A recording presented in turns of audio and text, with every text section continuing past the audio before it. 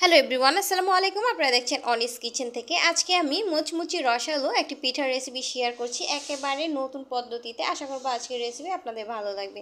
প্রথমে একটি মিক্সিং বলে আমি 1 কাপ পরিমাণ নিয়েছি ময়দা। লবণ দিয়ে দিচ্ছি স্বাদ অনুযায়ী। রান্নার রেগুলার তেল দিয়েছি 2 টেবিল চামচ। এতে করে পিঠাটা অনেক বেশি খাস্তা হবে। ময়দার সাথে তেলটাকে খুব ভালো করে হাত দিয়ে ডলে ডলে আমি এটাকে ময়ান করে নিচ্ছি। এতে করে খুব ভালো হবে আর পিঠাগুলো অনেক বেশি খাস্তা হবে। খুব ভালো করে এটাকে ময়ান করে নিতে হবে। খুব ভালো করে ময়দার সাথে আমি মিশিয়ে নিয়েছি। এরপর অল্প অল্প করে পানি দিয়ে আমি ডোটা তৈরি করে নিয়েছি। তৈরি করতে আমার 1/2 কাপেরও কম লেগেছে পানিটা। আর এই ডোটা একেবারে শক্ত করা যাবে না, আর একেবারে নরম না, একটু শক্ত টাইপ, মানে এরকম শক্ত যে হাত দিয়ে ধরলে একদম ডেবে যাচ্ছে, এরকম একটা অবস্থায় রাখতে হবে। এরপর আমি 10 মিনিট রেস্টে রেখে দিচ্ছি ঢেকে। পাকে চিনি শিরাটা তৈরি করে নিচ্ছি। এর জন্য আমি ছোট্ট একটি পাতিল নিয়েছি, এর মধ্যে আমি দিয়ে দিচ্ছি চিনি। আমি 1/2 কাপ চিনি নিয়েছি, আর কিছুটা দিয়ে দিচ্ছি। পানি দিয়ে দিচ্ছি 1 কাপ। দিয়ে আমি বলক দিয়ে এটাকে শিরা তৈরি করে নিব। শিরাটা এখন বলক চলে আসছে, আর ফ্লেভারের জন্য আমি দিয়ে দিচ্ছি 2টা এলাচ। জাল করে নেওয়ার পর শিরাটা নামানোর আগে আমি একটু চেক দিয়ে নিচ্ছি শিরাটা হয়েছে কিনা। যখন দেখবেন 2 আঙ্গুলের মাথায় এরকম আঠালো আঠালো বেজে যাচ্ছে, তখন বুঝতে হবে যে শিরাটা হয়ে গিয়েছে। এই পর্যায়ে চুলাটা বন্ধ করে দিতে হবে। 10 মিনিট পর আমি আবারও ডোটাকে নিয়ে খুব ভালো করে আমি ডলে নিব। পর আমি একটু লম্বা করে এটাকে শেপ দিয়ে নিচ্ছি। এরপর আমি ছুরি দিয়ে এটাকে ছোট ছোট করে আমি ভাগ করে নিচ্ছি। আমি কেটে নিয়েছি। এরপরে এখন একটা নিয়ে আমি একটু রুটি গোল করে নিব, এটা রুটি তৈরি করার জন্য। সবগুলো ঠিক এভাবে করে রুটিগুলো বানিয়ে নেব। এর উপরে দিয়ে দিচ্ছি কর্নফ্লাওয়ার। কর্নফ্লাওয়ারটা দিয়ে করলে তাহলে অনেক বেশি লেয়ার হবে। এভাবে করে দিয়ে আমি রুটি বেলে নিব পাতলা করে। সবগুলোই বেলে নিয়েছি। এইটার পাতলা, একদমই কিন্তু মোটা না, এগুলো একটু পাতলা করে আমি তৈরি করে নিয়েছি। এরপরে এর মধ্যে দিয়ে দিচ্ছি তেল। তেলটা দিয়ে খুব ভালো করে লাগিয়ে নিচ্ছি। তেলটা লাগিয়ে নেওয়ার পর দিয়ে দিচ্ছি কর্নফ্লাওয়ার ছিটিয়ে। এটা দিয়ে আমি খুব ভালো করে এটা লাগিয়ে নিব।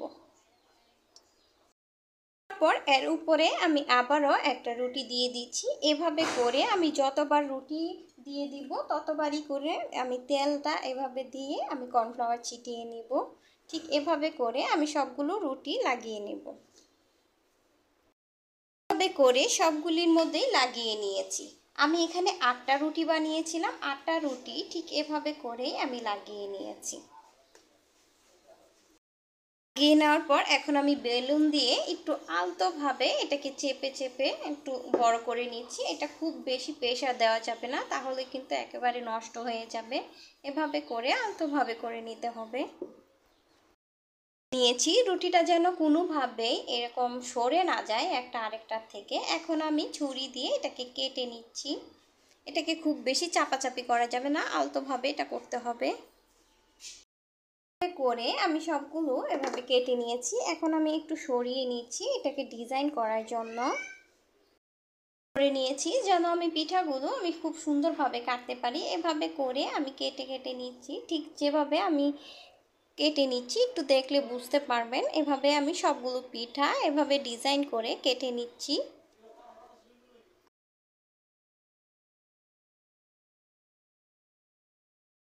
সবগুলি পিঠা এভাবে করে কেটে নিয়েছি। এখন ভেজে নেওয়ার পালা। পিঠাগুলো ভাজার জন্য চলে আসলাম চুলায়। এখন কড়াই বসিয়ে দিয়েছি। কড়াইটা গরম হয়ে যাওয়ার পর আমি দিয়ে দিচ্ছি তেল। তেলটা গরম হয়ে যাওয়ার পর আমি দিয়ে দিচ্ছি পিঠাগুলো দিয়ে আমি অল্প আছে পিঠাগুলো ভেজে নেব। আঁচটা বাড়িয়ে দেওয়া যাবে না, তাহলে কিন্তু কালার চলে আসবে, কিন্তু এটা মুচমুচে হবে না, সুন্দরভাবে ভিতর থেকে কুক হবে না। তাই অল্প আছে ধীরে ধীরে একটু ধৈর্য সহকারে এটি ভেজে নিতে হবে।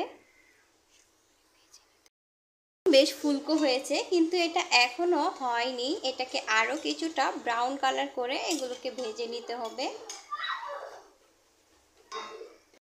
মুচমুচি কালার হয়ে গিয়েছে, তখন তেলে থেকে উঠিয়ে এগুলো শিরার মধ্যে সঙ্গে সঙ্গে ডুবিয়ে নিতে হবে। যে শিরাটা তৈরি করে নিয়েছিলাম সের মধ্যে আমি দিয়ে খুব ভালো করে শিরাটা আমি ডুবিয়ে নিচ্ছি। এর মধ্যে যেন খুব ভালোভাবে শিরাটা ঢুকে যায়। শিরা থেকে উঠিয়ে নিচ্ছি, একটু কাছ থেকে দেখিয়ে দিচ্ছি কতটা রসালো হয়েছে, কতটা মুচমুচি আর রসালো হয়েছে এই সমোসা পিঠাগুলো। আশা করব আপনাদের কাছেও পিঠাগুলো অনেক বেশি ভালো লেগেছে। কমেন্ট বক্সে কমেন্ট করে জানাতে ভুলবেন না আপনাদের কাছে কেমন লেগেছে, অবশ্যই জানাবেন। আশা করব বরাবরের মতো আজকের রেসিপিও আপনাদের কাছে অনেক বেশি ভালো লেগেছে। আজকে এখানেই বিদায় নিচ্ছি। সবাই ভালো থাকবেন, সুস্থ থাকবেন। আল্লাহ হাফেজ।